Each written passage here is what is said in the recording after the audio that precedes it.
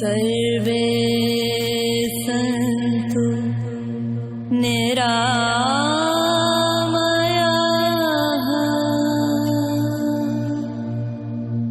मित्रों नमस्कार। आज हम बात करेंगे ब्रीदिंग, श्वसन क्रिया, श्वास, जिसे स्वर भी कह सकते हैं और जिसे प्राण भी कहा जाता है। स्वर तब कहते हैं जब किसी एक विशेष नासिका से श्वास लिया जाता है। बाईं नासिका से लिया जाता है तो उसे चंद्र नाड़ी या ईड़ा कहते हैं, और जब दाहिना स्वर चालू होता है तब हम इसे पिंगला नाड़ी या सूर्य नाड़ी कहते हैं। मित्रों, श्वास कहिए चाहे प्राण, यह जीवन का अस्तित्व है, जीवन का आधार है, जीवन का ताना बाना है। क्योंकि आगे चल के आपको बताया जाएगा कि इसी श्वास से जो प्राणमय शरीर है वही सूक्ष्म शरीर है, वही मनुष्य शरीर है, जो मनुष्य के स्थूल शरीर के गिर जाने के बाद अगले जन्म की पुनरावृत्ति तक आपके साथ होता है। एक आदमी भोजन के बिना 90 दिन रह सकता है, पानी के बिना 3 दिन रह सकता है, लेकिन श्वास के बिना शायद 1 मिनट भी रहना मुश्किल हो जाए। मैं एक सामान्य मनुष्य की बात कर रहा हूँ। योगी रह सकता है क्योंकि वह मन की गति को रोक देता है। 600 सहस्त्र 21 दम है आवत जात दिन रात। 600 सहस्त्र 21 दम जावत है दिन रात। इतना टोटा ताघर काहे की कुशलात। संतों ने तो श्वासों को भी गिन रखा है। 600 सहस्त्र 21 मतलब 21,600। अगर आप इसकी गिनती गिने तो 2 सेकंड में श्वास और 2 सेकंड में प्रश्वास। एक श्वास को 4 सेकंड में एक सामान्य मनुष्य लेता है तो 1 मिनट में 15 श्वास, और 1 मिनट के अंदर 15 श्वास के हिसाब से 1 घंटे में 900 श्वास हो गए, और 24 घंटे में 21,600। यही बात संत ऊपर कहता है कि 600 सहस्त्र 21 दम जावत है दिन रात, कि 24 घंटे में 21,600 श्वासों का हम उपभोग करते हैं। एक कुत्ता 1 मिनट में 40 से 45 बार श्वास लेता है, इसलिए उसकी आयु 15 से 20 वर्ष ही मात्र होती है, जबकि मनुष्य 1 मिनट में 15 श्वास लेता है तो उससे 3 गुनी 80, 90, 100 वर्ष। और कछुआ जो होता है, टर्टल, ये 5 से 6 श्वास ही प्रति मिनट लेता है, इसलिए मनुष्य से उसकी आयु करीब 3 गुनी होती है। इस उपरोक्त फार्मूले से समझ में आता है कि जिस तरह एलपीजी गैस का सिलेंडर है, एक हलवाई उसको अपनी भट्टी में लगाकर दोपहर या शाम के पहले ही खत्म कर देता है, लेकिन एक साधारण गृहस्थ उससे 15-20 दिन भोजन बना लेता है। और वही अगर एक स्टूडेंट अपनी चाय पानी बनाने, दूध गर्म करने के लिए उपयोग लेता है तो 6 महीने तक उसी सिलेंडर का उपयोग कर सकता है। अर्थात श्वासों का खर्च करना। हम श्वास किस तरह लेते हैं? श्वास कोई सामान्य बात नहीं है, और श्वास सिर्फ नाक से ही नहीं लिया जाता है। हमारी जो त्वचा है, त्वक इंद्री है, हमारे पास 5 ज्ञानेंद्रियां हैं, 5 कर्मेंद्रियां हैं। तो महत्वपूर्ण 5 ज्ञानेंद्रियों में जो त्वचा है उसके रोम रोम से भी श्वास लिया जाता है। अगर मनुष्य के शरीर को उसका नाक खुला छोड़ दिया जाए और सारे शरीर पे वैक्स या विटामिन डामर लगा दी जाए, उसके प्रत्येक रोम को बंद कर दिया जाए, तो भी मनुष्य जीवित नहीं रह सकता।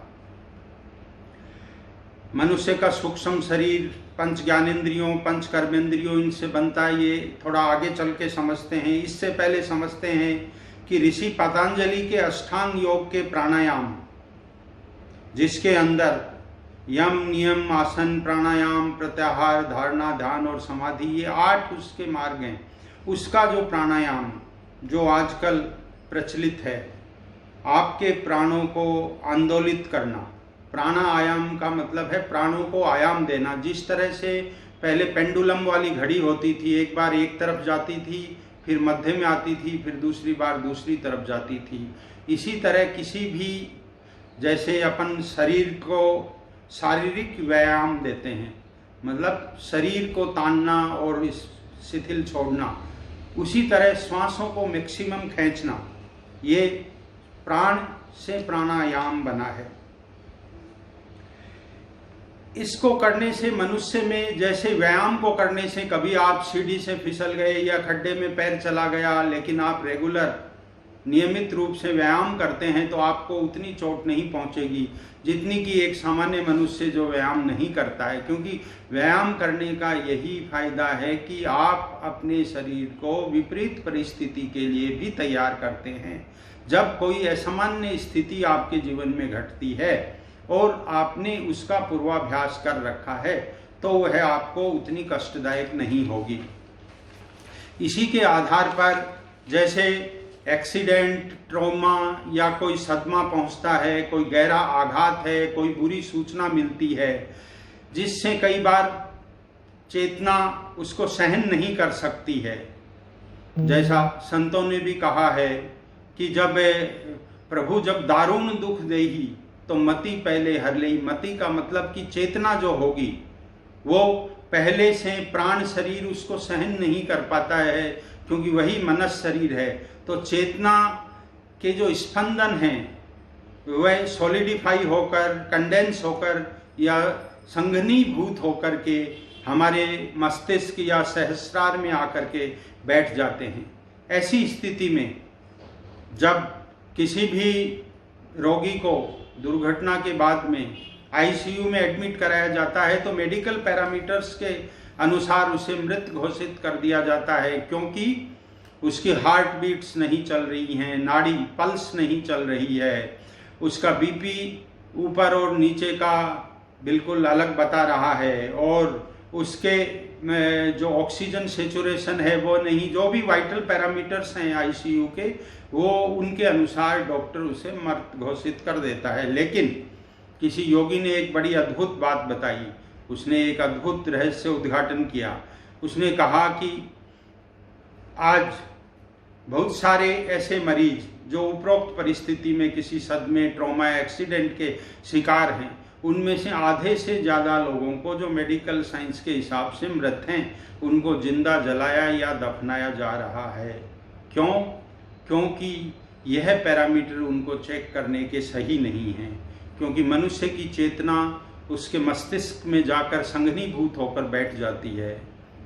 तो हमने कहा कि आप लोग उसके किन पैरामीटर्स के आधार पर उसे मृत घोषित करते हैं। तो उसने बड़ी इंटरेस्टिंग बात बताई कि जैसे किसी व्यक्ति को फांसी की सज़ा दी जाती है, जल्लाद उसे फांसी के तख्ते पर जब टांगता है तो उसे मृत घोषित करने के पहले वह नीचे ये देखता है कि उसका पूरा गट क्लियर हो जाता है, स्टूल डोर है उससे पूरा मल का त्याग हो जाता है, और उस मल के त्याग के द्वारा और मूत्र के त्याग के द्वारा जब अपान वायु और मैन प्राण वायु का जो एक बंधन होता है वो आपस में जब ढीला हो जाता है तब वो मृत घोषित किया जाता है। उसने, योगी ने इस तरह बताया कि जैसे मनुष्य का ये जो संपूर्ण शरीर है ये पहले जैसे ऑर्गन बन गए हों, ऊपर से एक थैले को उठा दिया गया है और उस थैले को उठा करके फिर जिस तरह से थैले को यों बांध करके और फिर रस्सी से बांधा जाता है, इस तरह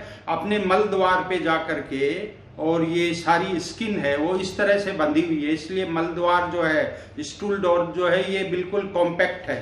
लेकिन जब प्राणवायु ऊपर से निकलती है, जिस व्यक्ति को फांसी दी गई है, तो उसी तरह से अपान वायु जब अपना बंधन, क्योंकि उसके अगेंस्ट में अपान वायु होती है, जब बंधन छोड़ देती है तब उसका पूरा गट अपने आप क्लियर हो जाता है। तो जिस व्यक्ति को फांसी लगाई जाती है वो मलमूत्र का त्याग कर देता है। तो इसी प्रकार जब रोगी जिसे डॉक्टर ने मृत घोषित कर दिया है, हम उसके मल द्वार में, जिसमें आप सामान्य परिस्थिति में एक अंगुली भी नहीं डाल सकते, उसमें आप पूरा अपना मुट्ठी बंद करके और उसमें मल द्वार में अपने हाथ को प्रवेश करा सकते हैं, क्योंकि वहाँ अपान वायु ने अपना बॉन्डेज हटा दिया है। तो बड़ी अद्भुत बात है। लेकिन आज मनुष्य के शरीर के ऊपर जो भी एक्सपेरिमेंट्स हो रहे हैं, उनमें इसलिए भी बहुत सारी अज्ञानता है, क्योंकि हम श्वास से भी परिचित नहीं हैं। श्वास का अर्थ प्राण, यहाँ हमें थोड़ा प्राण को समझना है। जब भी मनुष्य या अन्य जीव जो भी श्वसन क्रिया करता है, जिसमें इनहेलिंग एक्सहेलिंग दोनों होता है, तो ये श्वास प्रश्वास जो है, इससे एक मैग्नेटिक फील्ड क्रिएट होता है, इलेक्ट्रोमैग्नेटिक फील्ड। उससे एक आभा मंडल या उससे एक एनर्जी विकसित होती है। इसे प्राण कहा जाता है, न कि प्राण कोई मात्र श्वास लेने का। इसलिए लोग श्वास का पर्याय ही प्राण को बोलते हैं, कहते हैं उसके श्वास खत्म हो गए, या प्राण पखेरु उड़ गए, या प्राण चले गए, या श्वास बंद हो गया। ये एक ही चीज मानी जाती है। जैसे प्राण शरीर जो है वो सूक्ष्म शरीर भी उसे ही कहा जाता है, जिसे सटल बॉडी भी कहते हैं। इसमें 5 तरह के प्राणों को या वायु को भी आयुर्वेद ने भी 5 भागों में विभक्त किया है, जिसके अंदर प्राण, अपान, व्यान, उदान और समान ये है। आज का जो विज्ञान है, मॉडर्न साइंस भी इसे गॉलवेव गाइड के नाम से एक सिद्धांत है, उससे भी ये जो ऊर्जा का इलेक्ट्रोमैग्नेटिक वेव्स के जो ट्रांसमिशन है उसको ये समझाते हैं। इसमें आगे अगर हम बात करें तो श्वास को, जैसा मैंने ऊपर भी कहा है कि जब ये एक नासिका विशेष से चलता है तो स्वर कहलाता है। इसके ऊपर भी एक बहुत बड़ा विज्ञान है, लेकिन वो विषयांतर हो जाएगा और एक विषय में हम इतनी लंबी बातचीत अभी प्रारंभिक अवस्था में नहीं करेंगे। इसमें स्वरोदय करके, मेवात जो क्षेत्र है अलवर राजस्थान में, उसके पास एक ईश्वर कोटि संत हुए हैं चरणदास जी, जिन्होंने स्वरोदय करके एक अपनी इस पे एक पूरा शास्त्र लिखा है। उन्होंने ये चीज बताई, अगर दाई नासिका चलती है, बाई चलती है, योगी की क्या गति है, क्या प्रोग्रेस है, उसके मरने के पहले कौन सा श्वास कैसा चलता है, इसमें इतना सूक्ष्म अध्ययन हुआ है। चरणदास जी के जो गुरु थे वो सुखदेव जी थे, जो व्यासपुत्र सुखदेव जी, लेकिन हजारों वर्षों का इनके बीच में अंतर रहा है। तो यौगिक प्लेन पे भी दीक्षा दी जाती है। जिस तरह से आपके हजारों साल पहले कोई व्यक्ति प्रकट हुआ है, पैदा हुआ है, और आज के व्यक्ति को भी वो मार्गदर्शन दे सकता है। इतना महान और इतना दुर्लभ कार्य हमारे संतों ने किया है। अब इसमें प्राण, अपान, व्यान, उदान और समान, इन चारों और मैन जो प्राण है, इन सभी को थोड़ा थोड़ा अपन समझेंगे, क्योंकि बहुत ज़्यादा समझना भी काफ़ी बड़ा और लंबा विषय हो जाएगा। जिससे हम श्वसन क्रिया करते हैं, मैन इसे प्राण कहा जाता है। और यही श्वसन क्रिया से, जैसे डायनेमो घूमता है और घूम करके वो इलेक्ट्रोमैग्नेटिक फील्ड तैयार करता है, जिससे फिर इलेक्ट्रिसिटी बनती है। इस तरह से जैसे अगर आप इसी का उदान जो पार्ट है, उदान पे आपका कंट्रोल होगा तो आपके शरीर में एक लेविटेशन जैसी स्थिति हो जाएगी, आप जमीन से ऊपर उठ जाएंगे। जैसे इसको विभूतिपाद में पतंजलि ऋषि ने अपने विभूतिपाद के अंदर सिद्धियों का वर्णन किया है। उसमें बताया है कि कुछ लोग जो जल पे चलते हैं या जो हवा में चलते हैं, जिनको बैठे बैठे ध्यान की अवस्था में वो जमीन से ऊपर हो जाते हैं, ये ग्रेविटेशन के अगेंस्ट एक फोर्स क्रिएट हो जाता है, लेविटेशन, जो इसी उदान वायु की सिद्धि का कमाल है। इसके अंदर दूसरा है समान वायु। समान वायु क्या कार्य करती है कि हृदय के अंदर हृदय का संचालन, और जो हृदय के बाद में जो अन्य वाइटल ऑर्गन हैं, जैसे लीवर है, छोटी आंत है, इसमें भोजन को आगे तक पहुंचाने का और शरीर को दिव्यता प्रदान करने का, एक एनर्जी का एक पूरा फील्ड क्रिएट करती है। क्योंकि हम जब अपने ऑरा को देखते हैं तो प्राण मुख्य रूप से हमारे शरीर के अंदर उसकी जड़ें हैं, लेकिन उसका जो अस्तित्व है सूक्ष्म शरीर का, वो हमारे शरीर से बहुत बड़ा है और हमारे शरीर से बाहर है। आप कभी इसको हल्की धूप में किसी दीवार के ऊपर छाया के रूप में भी देख सकते हैं। आपके शरीर के चारों तरफ एक ऊर्जा का और सप्तरंगों का एक ओरा दिखेगा। यह सूक्ष्म शरीर का एक ऐसा भाग है जो थोड़ा दृश्यमान हो सकता है, वरना ये योगी के अप्रोच की बात है, साधारण मनुष्य इसको नहीं देख सकता। इसके अलावा जैसे व्यान है, व्यान के अंदर क्या होता है कि रक्त संचार, और ये आपके पूरे नर्वस सिस्टम में एक तरह से आपके सिर के बाल से लेकर पैर के नाखून तक सभी जगह ऊर्जा का समान रूप से संचार करने का कार्य जो है वो व्यान ऊर्जा करती है। तो इस तरह से हमारे सभी प्राणों को, जो एक मुख्य प्राण है उसको फिर अलग विभक्त करके इस तरह समझाया गया है।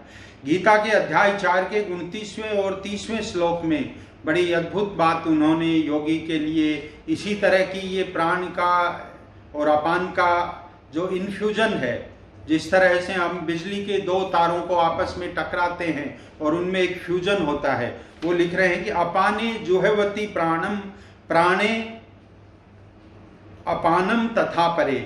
पहले अपान को प्राण के साथ फ्यूजन किया जाए, फिर प्राण को अपान के साथ। प्राणे जुहवती प्राणम प्राणे अपानम तथा परे प्राणापान गति रुद्ध्वा प्राणायाम परायणे अपरे नियताहारा प्राणान प्राणेषु जुहवती। कि एक तो कुछ लोग, कुछ संत ऐसा है कि भोजन बंद कर देते हैं, तो वो अपरे नियताहारा, वो आहार को नियत करके, तो उनमें अपान वायु का जो कार्य है, जैसे मैंने ऊपर भी बताया और भी थोड़ा विश्लेषण कर देते हैं कि अपान वायु जो है वो कंप्लीट एक्सक्रीटरी जो सिस्टम है उसको, उसमें एक्सक्रीशन से में यूरिन जो रेनल है पार्ट है उसको, और जो स्टूल को, इनका संचालन अपान वायु करती है। तो अपान वायु का प्राण के साथ में फ्यूजन होगा, फिर गति उनकी अवरुद्ध हो जाएगी, और फिर आपका जो प्राण का जो फील्ड क्रिएट होता है ये आपकी मेरुदंड के माध्यम से, सोलर प्लेक्स एंड जो हार्ट प्लेक्स से होता हुआ आपके सहस्रार में पहुंच जाएगा और योगी को समाधि की अनुभूति होती है। तो ये गीता के 4 अध्याय के 29-30वें श्लोक में इसको स्पष्ट किया जाता है कि अपाने जुहवती प्राणम और प्राणे जुहवती अपानम, फिर दोनों को मिलाकर प्राण और अपान की गति को अवरुद्ध कर दिया जाता है। ये एक विधि है। दूसरी विधि नियत आधार के द्वारा, अगर आप अपान की आपको जरूरत ही नहीं है, एक्सक्रीटरी सिस्टम ही आपका वर्क नहीं कर रहा है क्योंकि आप भोजन ग्रहण नहीं कर रहे हो, तो आपको केवल प्राण वायु को ही संघनीभूत करके और अपने सहस्रार में पहुंचाकर योगी समाधि का अनुभव करता है।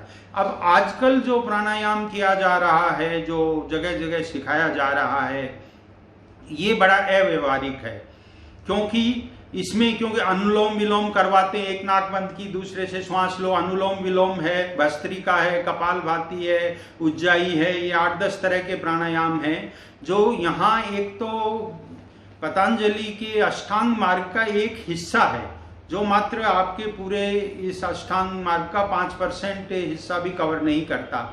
ये एक तरफा और इलाइदा हो गया जिसका किसी के साथ लिंक नहीं, इसको शारीरिक स्वास्थ्य के लिए आदमी करता है, तो ये सही ढंग से करना भी प्रत्येक मनुष्य को नहीं आता, तो इसके कई विपरीत प्रभाव पड़ते हैं, क्योंकि यह अपने आप में अपूर्ण है। इससे जो मैग्नेटिक फील्ड क्रिएट होता है आपके प्राणायाम करने से, उसका आगे आपको प्रत्याहार, धारणा और ध्यान, ये आगे के जो अष्टांग मार्ग के 4 हिस्से हैं उसमें उसका प्रयोग करना है।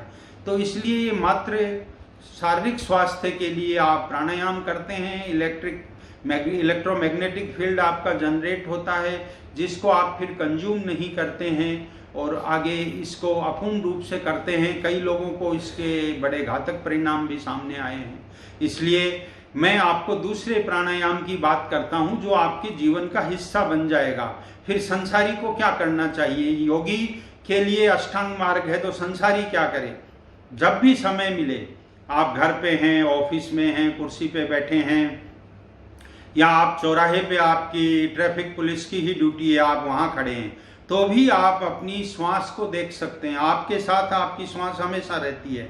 श्वास जो है वो ही मनस शरीर का हिस्सा है, और जैसे ही आप श्वास को देखेंगे आपके विचार रुकने लग जाएंगे, उन पे चेक लग जाएगा, क्योंकि श्वास नहीं है, ये प्राणमय शरीर है, यही मनस शरीर है जो अपनी बॉडी में इम्बॉडीड है, लेकिन उसका वातावरण चारों तरफ है। तो आज जो भी कुछ हमें बाहर से मिल रहा है वो श्वास के माध्यम से ही हम ग्रहण कर रहे हैं। तो श्वास के माध्यम से वायु नहीं ग्रहण कर रहे हैं, हम इंफॉर्मेशन, एनर्जी, सब कुछ इस इकोसिस्टम से हम ग्रहण कर रहे हैं।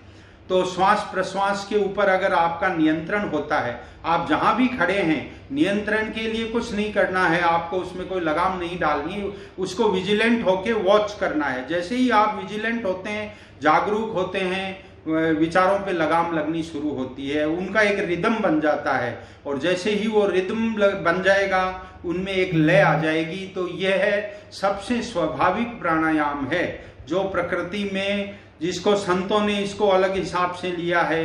योगी जब ध्यान में होता है तो उसकी 4 से 5 श्वास ही ज़्यादा से ज़्यादा प्रति मिनट होती हैं, और समाधि की स्थिति में तो जाते जाते 1-2 श्वास, या जब निर्विकल्प समाधि लग जाती है तो 0 हो जाती है, उसकी श्वसन क्रिया बंद हो जाती है, मेटाबॉलिज्म रुक जाता है।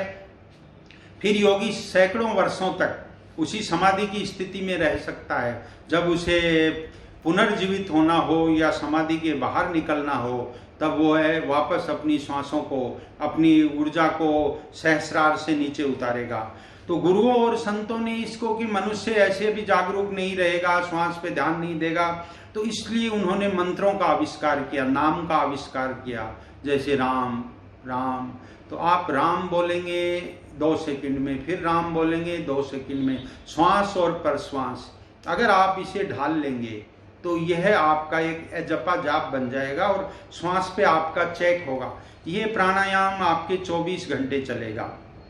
और जैसे आपने किसी गुरु ने आपको कोई गुरु मंत्र दिया, गुरु के गुरु मंत्र देने के पीछे सबसे बड़ा अभिप्राय यही होता था कि गुरु पहले साधक को अपने सामने बैठाते थे, उसकी श्वास की गति को देखते थे कि इसकी श्वास की लंबाई कितनी है, इसके विचारों में स्थिरता है, स्थिरता कितनी है। अगर श्वास की जितनी लंबाई होगी, प्रश्वास की जितनी लंबाई होगी, उसके अनुरूप उसे मंत्र दिया जाता था, ताकि वो श्वास की लंबाई के साथ उसका मंत्र फिट हो जाता था और मंत्र गौण हो जाता था। और ये प्राणायाम सतत, प्राणायाम पे चेक होते ही विचारों पे चेक, विचार जब निर्विचार हो गया तो ध्यान और समाधि की तरफ बढ़ने लग जाता है। इससे बड़ी कोई आध्यात्मिक गति नहीं हो सकती।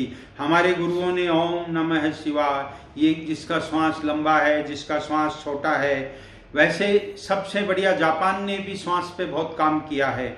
उन्होंने बेली ब्रीदिंग को, बेली ब्रीदिंग में क्या होता है कि आप जो भी आज के मनुष्य को यहाँ चेस्ट से, क्योंकि वो इतना उथला है, इतना दुखी है, इतना विचारों में खोया हुआ है, इतना एग्जॉस्टेड है कि वह ऊपर से श्वास लेता है, उसका श्वास गहरा नहीं जाता, तो उसका श्वास बार बार ऊपर से चलेगा तो एक तो बहुत फास्ट हो जाएगा। और बेली ब्रीदिंग में आपका श्वास गहराई में जाता है, और बेली के भी नीचे जो आपका बेली बटन है उससे भी 2 इंच नीचे जो होता है तांदेन, एक पॉइंट होता है, TANDEN, तांदेन। तांदेन इतना रिलैक्सिंग पॉइंट है कि अगर आपकी श्वास वहाँ तक टच करती है तो आपने देखा होगा कि संतों के जो आपके नाभि क्षेत्र या जो पेट के आसपास का एरिया बढ़ा हुआ है, जबकि वो निराहार रह रहे हैं, वो अपनी बेली से ब्रीदिंग करते हैं और तांदेन तक उसको पहुंचाते हैं। तो वहाँ से इलेक्ट्रोमैग्नेटिक फील्ड, इतनी तेज ऊर्जा का आविर्भाव होता है कि उन्हें झटपट समाधि की स्थिति आ जाती है। इसलिए श्वास लेना, और आज का मनुष्य जो है वो वायुमंडल में जो भी इंफॉर्मेशन है और जो इतनी एंजाइटी है वो बड़े ऊपरी तौर पे लेता है। इसलिए श्वास को बड़ा वैज्ञानिक आधार संतों ने दिया है, और संतों ने कहा है कि श्वास हमेशा गहरा और लंबा होना चाहिए, और श्वास आपके जीवन का हिस्सा हो। 24 घंटे, रात्रि में भी सोने के पहले ध्यान की विधियां इसीलिए डेवलप की गई क्योंकि आदमी ध्यान करते करते सोएगा तो श्वास की रिदम उसकी नींद में भी प्रवेश कर जाएगी, तो नींद भी आपको मुफ्त में ही ध्यान के रूप में मिल जाएगी। संतों ने कहा कि 24 घंटे काम करो, हीरा जैसी श्वास। उन्होंने एक एक श्वास को गिन के उनका कैसे उपयोग करना है इसके बारे में कहा है। अंत में मैं कबीर जी की बात से अपनी बात समाप्त करता हूँ। वो कह रहे हैं कि सुकृत कर ले नाम सुमिर ले को जाने कल की। यहाँ सुकृत मनी अच्छे कार्य, अच्छे कर्म करो और नाम सुमिर ले। नाम सुमिरने का मतलब है कि अपना ध्यान श्वास पे रखिए। सुकृत कर ले नाम सुमिर ले को जाने कल की, जगत में खबर नहीं पल की। झूठ कपट करी माया जोड़ी, बात करे है छल की। पाप की पोट धरे सिर ऊपर, केह विधि होवे हल्की। मन तो है हस्ती मस्ती, कि ये तुम्हारा जो मन है ये तो मस्त हाथी है, इसमें बहुत ज्यादा जोर है। और काया माटी की, और ये जो तुम्हारा शरीर है ये मिट्टी का है। इतने कमजोर शरीर में इतना विशाल मन लेके जो तुम घूम रहे हो ये तुम्हें परास्त कर देगा। मन तो है हस्ती मस्ती काया माटी की, श्वास श्वास में नाम सुमिर ले। अवधि घटे तन की, अवधि घटे तन की। धन्यवाद। ओम शांति शांति शांति।